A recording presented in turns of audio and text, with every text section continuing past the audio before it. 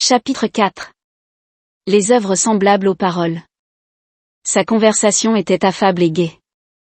Il se mettait à la portée des deux vieilles femmes qui passaient leur vie près de lui. Quand il riait, c'était le rire d'un écolier. Madame Magloire l'appelait volontiers votre grandeur. Un jour, il se leva de son fauteuil et alla à sa bibliothèque chercher un livre. Ce livre était sur un des rayons d'en haut. Comme l'évêque était d'assez petite taille, il ne put y atteindre.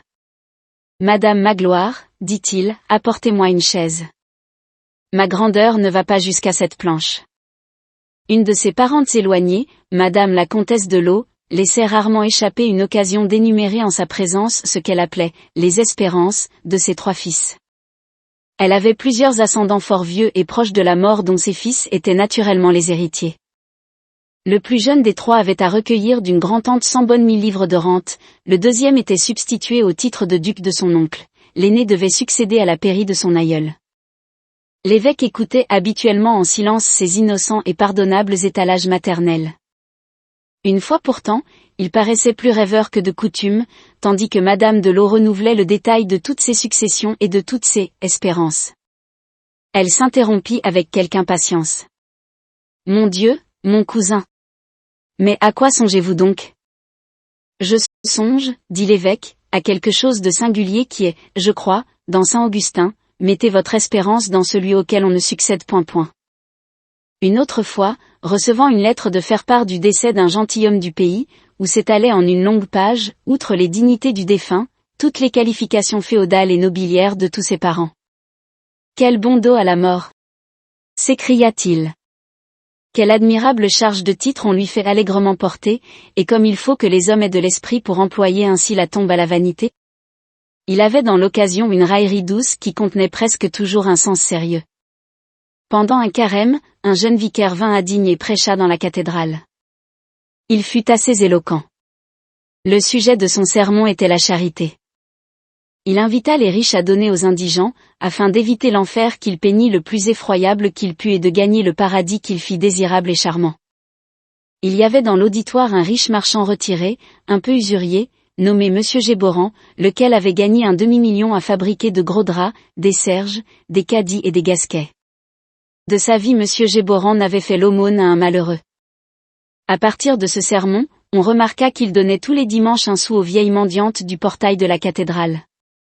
Elles étaient 6 à se partager cela. Un jour, l'évêque le vit faisant sa charité et dit à sa sœur avec un sourire. « Voilà Monsieur Géborand qui achète pour un sou de paradis. » Quand il s'agissait de charité, il ne se rebutait pas, même devant un refus, et il trouvait alors des mots qui faisaient réfléchir. Une fois, il quêtait pour les pauvres dans un salon de la ville. Il y avait là le marquis de Champtercier, vieux, riche, avare, lequel trouvait moyen d'être tout ensemble ultra-royaliste et ultra-voltairien. Cette variété a existé. L'évêque, arrivé à lui toucha le bras. « Monsieur le marquis, il faut que vous me donniez quelque chose. » Le marquis se retourna et répondit sèchement. « Monseigneur, j'ai mes pauvres. »« Donnez-les-moi, dit l'évêque. » Un jour, dans la cathédrale, il fit ce sermon. « Mes très chers frères, mes bons amis, il y a en France 1320 000 maisons de paysans qui n'ont que 3 ouvertures, 1817 000 qui ont 2 ouvertures, la porte et une fenêtre, et enfin 346 000 cabanes qui n'ont qu'une ouverture, la porte. Et cela, à cause d'une chose qu'on appelle l'impôt des portes et fenêtres. Mettez-moi de pauvres familles, des vieilles femmes, des petits-enfants, dans ces logis-là, et voyez les fièvres et les maladies. Hélas! Dieu donne l'air aux hommes, la loi le leur vend. Je n'accuse pas la loi, mais je bénis Dieu. Dans l'Isère, dans le Var, dans les 2 Alpes, les hautes et les basses, les paysans n'ont pas même de brouettes, ils transportent les engrais à dos d'homme, ils n'ont pas de chandelle, et ils brûlent des bâtons résineux et des bouts de corde trempés dans la poix résine. C'est comme cela dans tout le pays au du Dauphiné. Ils font le pain pour 6 mois, ils le font cuire avec de la bouse de vache séchée. L'hiver, ils cassent ce pain à coups de hache et ils le font tremper dans l'eau 24 heures pour pouvoir le manger. Mes frères, ayez pitié. Voyez comme on souffre autour de vous. Né provençal, il s'était facilement familiarisé avec tous les patois du Midi. Il disait, « Eh bé, moussu, c'est sagé. » Comme dans le bas Languedoc. Onté à Narapassa? Comme dans les Basses Alpes.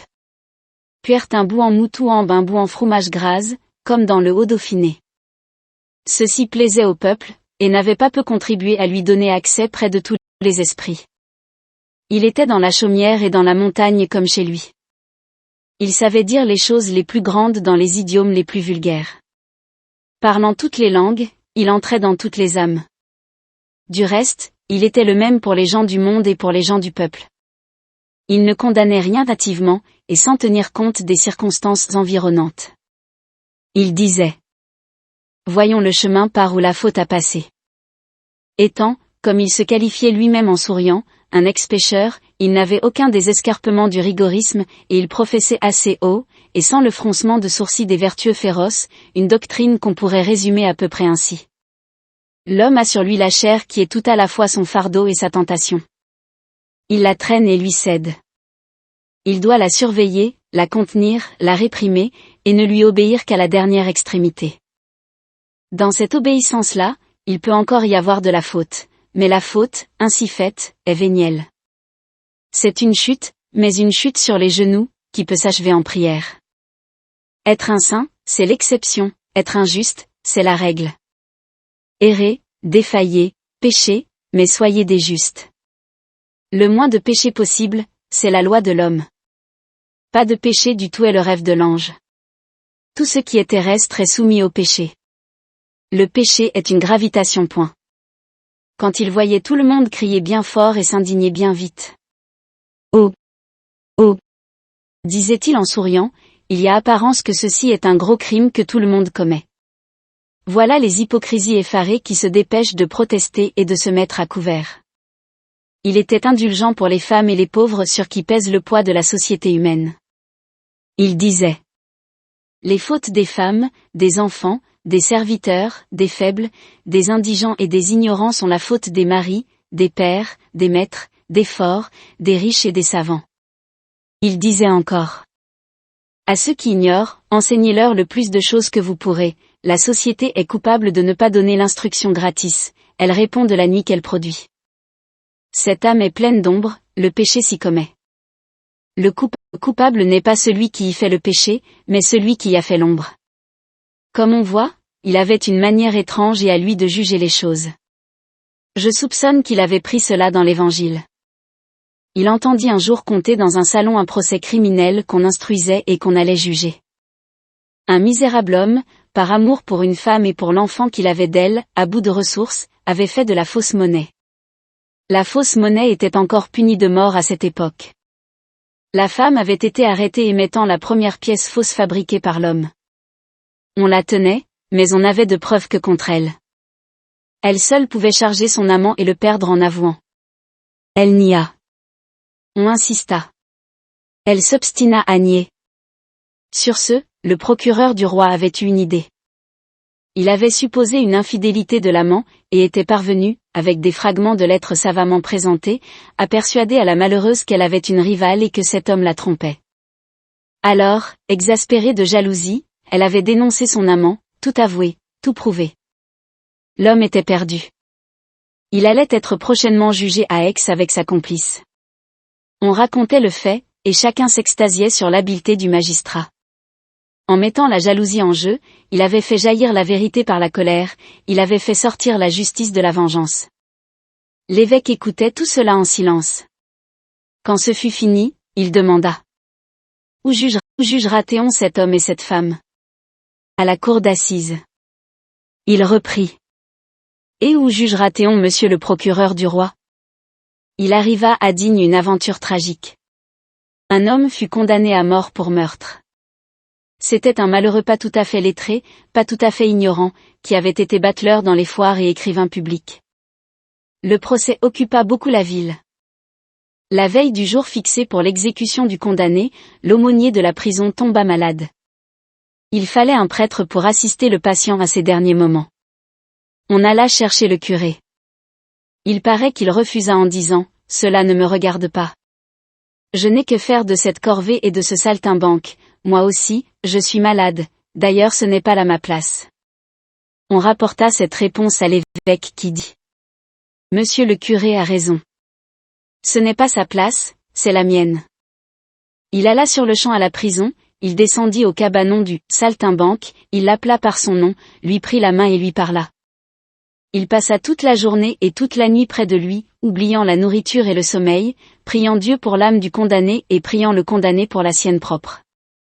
Il lui dit les meilleures vérités qui sont les plus simples. Il fut père, frère, ami, évêque pour bénir seulement. Il lui enseigna tous en le rassurant et en le consolant. Cet homme allait mourir désespéré. La mort était pour lui comme un abîme. Debout et frémissant sur ce seuil lugubre, il reculait avec horreur. Il n'était pas assez ignorant pour être absolument indifférent. Sa condamnation, secousse profonde, avait en quelque sorte rompu çà et là autour de lui cette cloison qui nous sépare du mystère des choses et que nous appelons la vie. Il regardait sans cesse au dehors de ce monde par ses brèches fatales, et ne voyait que des ténèbres. L'évêque lui fit voir une clarté. Le lendemain, quand on vint chercher le malheureux, l'évêque était là. Il le suivit. Il se montra aux yeux de la foule en camail violet et avec sa croix épiscopale au cou, côte à côte avec ce misérable lié de corde. Il monta sur la charrette avec lui, il monta sur l'échafaud avec lui. Le patient, si morne et si accablé la veille, était rayonnant. Il sentait que son âme était réconciliée et il espérait Dieu. L'évêque l'embrassa, et, au moment où le couteau allait tomber, il lui dit. Celui que l'homme tue, Dieu le ressuscite, celui que les frères chassent retrouve le Père. Priez, croyez, entrez dans la vie. Le Père est là. Quand il redescendit de l'échafaud, il avait quelque chose dans son regard qui fit ranger le peuple. On ne savait ce qui était le plus admirable de sa pâleur ou de sa sérénité. En rentrant à cet humble logis qu'il appelait en souriant son palais, il dit à sa sœur. Je viens d'officier pontificalement. Comme les choses les plus sublimes sont souvent aussi les choses les moins comprises, il y eut dans la ville des gens qui dirent, en commentant cette conduite de l'évêque, c'est de l'affectation point. Ceci ne fut du reste qu'un propos de salon. Le peuple, qui n'entend pas malice aux actions saintes, fut attendri et admira. Quant à l'évêque, avoir vu la guillotine fut pour lui un choc, et il fut longtemps à s'en remettre. L'échafaud, en effet, quand il est là, dressé et debout, a quelque chose qui hallucine. On peut avoir une certaine indifférence sur la peine de mort, ne point se prononcer, dire oui et non, tant qu'on n'a pas vu de ses yeux une guillotine, mais si l'on en rencontre une, la secousse est violente, il faut se décider et prendre parti pour ou contre.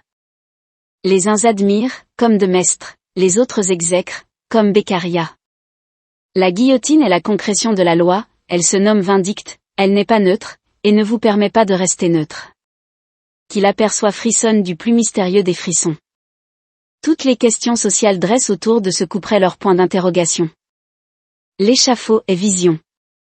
L'échafaud n'est pas une charpente, l'échafaud n'est pas une machine, l'échafaud n'est pas une mécanique inerte faite de bois, de fer et de cordes. Il semble que ce soit une sorte d'être qui a je ne sais quelle sombre initiative, on dirait que cette charpente voit, que cette machine entend, que cette mécanique comprend, que ce bois, ce fer et ces cordes veulent. Dans la rêverie affreuse où sa présence jette l'âme, l'échafaud apparaît terrible et se mêlant de ce qu'il fait. L'échafaud est le complice du bourreau, il dévore, il mange de la chair, il boit du sang. L'échafaud est une sorte de monstre fabriqué par le juge et par le charpentier, un spectre qui semble vivre d'une espèce de vie épouvantable faite de toute la mort qu'il a donnée. Aussi l'impression fut-elle horrible et profonde, le lendemain de l'exécution et beaucoup de jours encore après, l'évêque parut accablé. La sérénité presque violente du moment funèbre avait disparu, le fantôme de la justice sociale l'obsédait.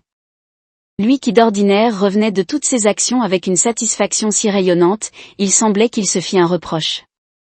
Par moments, il se parlait à lui-même, et bégayait à demi-voix des monologues lugubres. En voici un que sa sœur entendit un soir et recueillit. Je ne croyais pas que cela fût si monstrueux. C'est un tort de s'absorber dans la loi divine au point de ne plus s'apercevoir de la loi humaine. La mort n'appartient qu'à Dieu. De quel droit les hommes touchent-ils à cette chose inconnue? Avec le temps ces impressions s'atténuèrent, et probablement s'effacèrent. Cependant on remarqua que l'évêque évitait désormais de passer sur la place des exécutions. On pouvait appeler Monsieur Myriel à toute heure au chevet des malades et des mourants. Il n'ignorait pas que là était son plus grand devoir et son plus grand travail. Les familles veuves ou orphelines n'avaient pas besoin de le demander, il arrivait de lui-même. Il savait s'asseoir et se taire de longues heures auprès de l'homme qui avait perdu la femme qu'il aimait, de la mère qui avait perdu son enfant.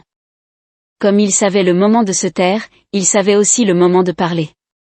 Ô admirable consolateur! Il ne cherchait pas à effacer la douleur par l'oubli, mais à l'agrandir et à la dignifier par l'espérance. Il disait: prenez garde à la façon dont vous vous tournez vers les morts. Ne songez pas à ce qui pourrit. Regardez fixement. Vous apercevrez la lueur vivante de votre mort bien-aimé au fond du ciel. Il savait que la croyance est saine. Il cherchait à conseiller et à calmer l'homme désespéré en lui indiquant du doigt l'homme résigné, et à transformer la douleur qui regarde une fosse en lui montrant la douleur qui regarde une étoile.